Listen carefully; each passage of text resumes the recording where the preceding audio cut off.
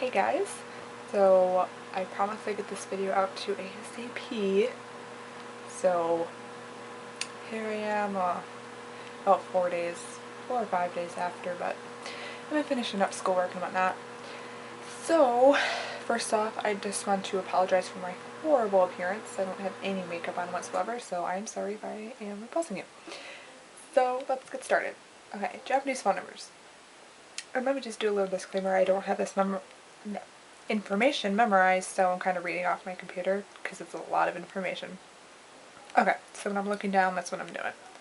So first off, for Japanese phone numbers, they have what's called we would think of it as an area code in America. For example, Tokyo is 3. So when you're dialing within Japan, you have to put a 0 in front of that, so it's 03 and then the phone number.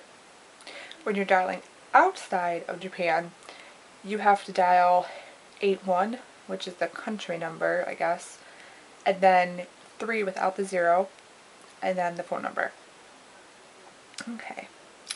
What else did I want to say for that?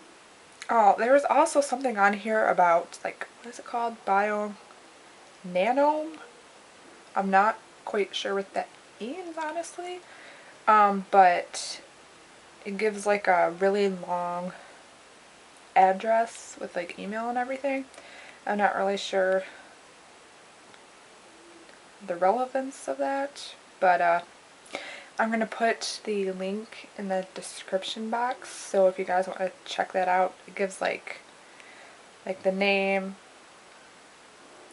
The example they have is some professor from Japan University. I'm not really sure why they included that, but yeah, so I think that's all I wanted to share about the phone numbers. So postal information, first off, it's way different than what we're used to in America. I can't speak for other countries, but basically in Japan they don't have I think the word I want to say is sequence, because on here it says Japanese cities are not laid out in a rectangular grid like they are kind of here in America. So they don't really have a sequence like we're used to here in America. And it's further complicated by the fact that they don't have street signs except for major roads. So the buildings are numbered chronologically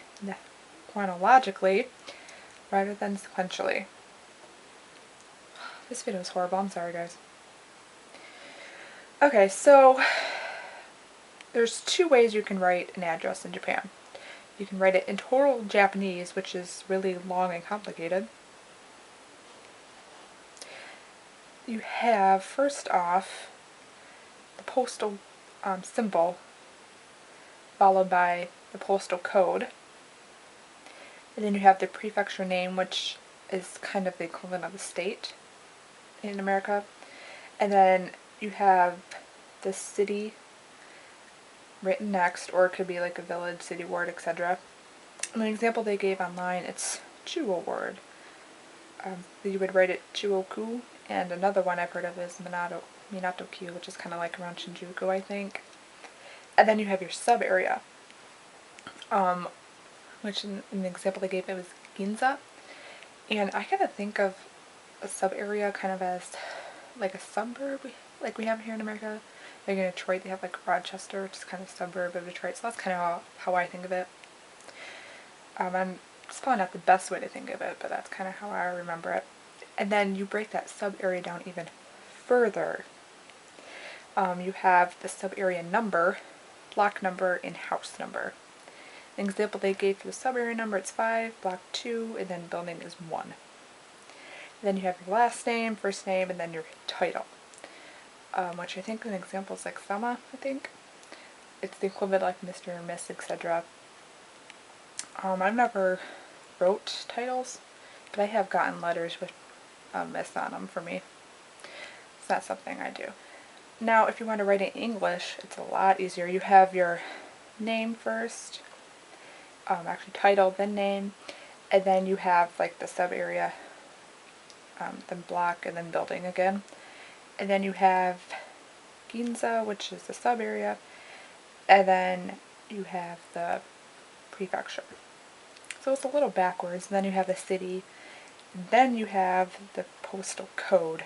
So it's really kind of backwards, which I think confuses things even more. So again, I'll put the link for this in the description box. Let's see if I can. I don't think you guys can really see this. It's really blurry. Yeah, that's what I've been looking at. That's obviously Japanese and that's the English way, so it's kind of backwards. So, yeah, I hope you guys kind of found this interesting, and I could have done a better job, I guess. I'm really bad at these guys, I'm so sorry. So yeah, I want to keep this kind of short because my camera battery is going to die. And I will see you guys in my next video. Hopefully soon and not a couple months from now. So yeah, bye guys. Hope you enjoyed. There's duckies in the pond. There's the parents and the babies. I think, I don't know which one's which, but they've never had their babies before. Oh, they're so cute. Cute little duckies.